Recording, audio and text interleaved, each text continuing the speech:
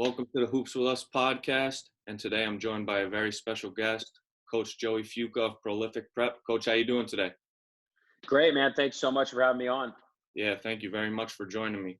All right, Coach, so the first question that I have for you is for everyone out there that doesn't know too much about you, just tell us a little bit about your basketball and coaching journey. Yeah, I'll give you a quick briefing. I played high school basketball in the Bay Area at San Ramon Valley High School. Was fortunate to play for a Hall of Fame coach, John Rayner. Then I had the opportunity to play at a small NAIA school in Los Angeles, Master's College. Played 4 years there, was an NAIA All-American my senior year. Had an opportunity to play overseas. I got to play in Germany for 2 years, in Frankfurt and Munich. Traveled Europe pretty much for about 4 or 5 years and bounced around teams, bounced around countries. It was an amazing experience. I still have relationships with a lot of those coaches and players and general managers, and got to travel the world and play basketball. It was amazing. And then settled down a little bit, got into the coaching world with Eric Musselman. I was a grad assistant for him in the 2015-16 season, his first year as a head coach at Nevada. That year was the best turnaround in college basketball, going from 8 wins to 24. We ended up winning the CBI that year, and it was a great foot in the door for me. I've coached Eric's kids. My family has an AAU program here in the Bay Area called Lake Show. We've ran it for about 13 years. We've sent over 150 kids to colleges, whether it's D1, D2. And so I've had a relationship with a lot of these coaches. Again, had my foot in the door with Eric, learned a lot from him with his NBA pedigree, and then got an opportunity to coach here at Prolific Prep through the AAU world. Again, I knew Jeremy and Phil, the directors at Prolific Prep, and I had relationships with some of the players, Namari Burnett. I trained him for a year, and so I kind of knew what was coming back to the program, and they were looking to make a move, and I took the head coaching job there, and we had a really good year. We went 31-3. We won our grind session world championships, and then we had an opportunity to play in the Geico National Championship, but it was cut short because of the pandemic they're in right now. But got a chance to coach the number 1 player in the country. I had 3 top 25 players on our team. It was an amazing experience. Had some really, really good kids, really good leaders. And yeah, it's a little bit about my background. That's great to hear, Coach.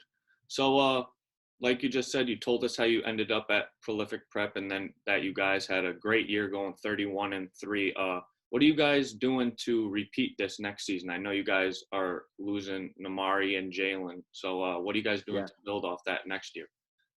Well, we're recruiting heavily right now. Obviously, we had 7 seniors, 7 of which signed Division I, and so we're obviously looking to reload. It's kind of a weird timing with some uncertainty with our state. I don't know if they're going to let team basketball happen in 2020, but we're recruiting right now. Obviously, we had an overtime show that documented our season. We're having 14 episodes. Our first episode came out this last Sunday, and it'll keep trickling out for another 13 weeks. So that's obviously a selling point. We had a really good year. We're a national prep team, which means we play all over the country. So exposure-wise, there's a lot of top 25 kids that are looking to play on a high level. And so, yeah, I mean, I think the one word is recruit. We've got a lot of shoes to fill, but we have a lot of inherent interest in our program just because we had such a good year last year. And then I think we'll continue to build off recruiting some top 10 players. That's great to hear. And like you just said, you guys played a national schedule. You guys traveled the nation, played against some of the other top teams in the nation. What was it like getting your guys and yourself out of state, playing against different competition, coaching against different coaches you have in, and having your guys play against other top-ranked players in the nation?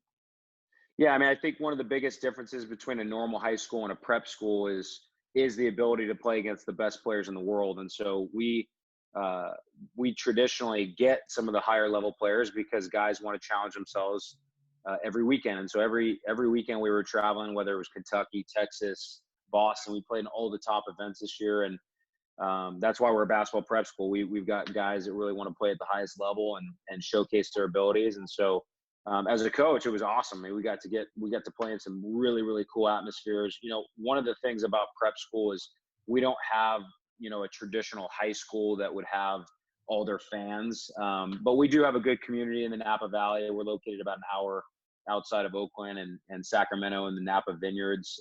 So we do have a good community support, but I think the biggest thing, Alex, is we travel at such a high degree that our guys have to act with professionalism, but they also do a really good job of being responsible, and then being leaders. I think that these guys inherently have such a big following. I mean, we got off the bus and Jalen was swarmed with kids asking for his autograph. So it's kind of a surreal experience for a lot of these guys, even at the high school level, which is crazy. But it was a great experience, and our guys learned a tremendous amount from it. That is awesome, Coach. All right, Coach. So the next question that I have for you is, I followed you guys throughout this whole season. I watched a bunch of your guys' games, and I Yeah, realized you guys love to play fast. You guys love to get up and down the court, outlet the ball yeah, once it comes yeah. off the rim. So what was the coaching plan usually going into a game, and just the style of the game that you guys wanted to play? Yeah, I mean, one of the styles that you hit on, we worked early on deep outlet passes because we knew how much speed and athleticism we had in the wings, and so we really encouraged our big guys to make free throw line or deeper passes on our outlets. We didn't like starting a deeper pass to go all 94 feet, so we stressed with our big guys early in the year that we wanted to play fast, and so we conditioned our guys a heavy amount. But to be honest with you, we had a lot of guys that just wanted to play fast and they could play fast. So I think as a coach, knowing that some of the athleticism and speed we had is just honestly letting those guys do what they do, and then create spacing opportunities for those guys because they have to be able to operate in spacing and freedom. And so, yeah, I think Alex, you hit it on the head. And we love playing fast. And obviously, every game is different because sometimes the possession matters more, and so we had to learn that in a couple of tough games. But I will say that we just had so much athleticism and length that we could play fast, and our big guys ran. We really taught them on running the rim and then setting screens and transition. So yeah, we loved playing fast and putting teams on their heels. For sure. Like we both know, you coached Jalen Green, who was the top-ranked player in the class of 2020, who recently Yeah, just signed his G League contract to forego college and yeah. go straight to the G League. And you also had Namari Burnett, who was also a top 25 player. Mhm. Just tell us, did you learn anything from coaching these high-level guys and these top prospects in the class of 2020? And what did they learn from you? Yeah, those are good questions. I think I was very fortunate to anytime you get an opportunity to coach the number one player in the country. I mean, there's not many times you get to say that. Jalen and Amari were both really good kids. I mean, their work ethic was what to set the tone for our team this year. They came to work every day like it was their job, and they're professionals. I mean, obviously Jalen's going to play professional basketball next year, and there's a reason for that.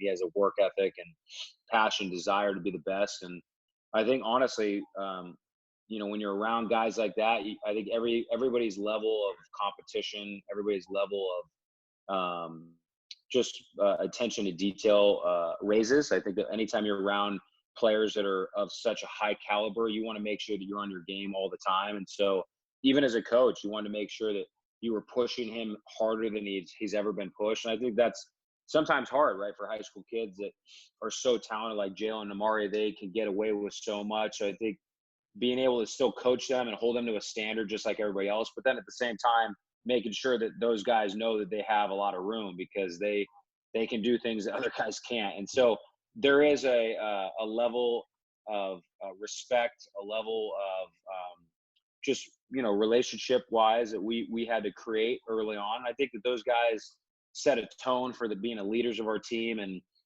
there's no question those guys are going to be successful at every stage of their life. Again, their attention to detail in terms of their passion and just their drive was just different. So I think for me as a coach, I loved being around that, and if anything, it helped our team because everybody knew that they had to be on their game. For sure, Coach. So every other coach that I've had on my podcast, I usually close out the show with asking them this. How would you describe your coaching style? Well, if you were to watch our overtime series, you'd probably see that it was pretty intense. But I honestly, Alex, I want the best out of our guys. I try to push our guys as hard as they can. I try to squeeze every amount of motivation I can out of them because sometimes with 16, 17-year-olds, they could get away with things that they maybe have gotten away with at a public school or previously in their life. And so I think holding them to a higher standard But then at the same time, building relationships with these guys on and off the court, making sure that they know that I have their best interest in hand. And I think that part of my coaching style was intensity, but then also giving those guys freedom to operate. Because, like I said, we had a lot of talented players this year, and we wanted to make sure that everybody knew they had a role in our team. And I think that was one of the biggest things that our team had success with is even the guys that got in for 5-10 minutes, they knew how to play their role, whether I was to play as hard as they can, grab as many rebounds or offensive fouls, or so we really stress the importance of everybody having a role, everybody having a value in the team, and I think that was really important. And if you have an opportunity to see me coach, I think that I'm very passionate about basketball. It's really my calling in life. I love getting guys better. I love being in the gym. I love coaching guys, and yeah, I think if you were to see the overtime series, you'd see that I'm pretty animated, but I love it. I love the game. Yeah, I watched the first episode and in the little preview, I think I saw a clipboard smash in the first scene.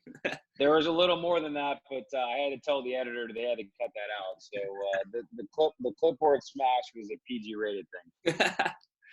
Well, Coach, that's all the questions that I have for you today. I really appreciate you for joining me on the show today, and I'll be looking forward to watching you guys next season and continue the greatness that you have brought to Prolific Prep.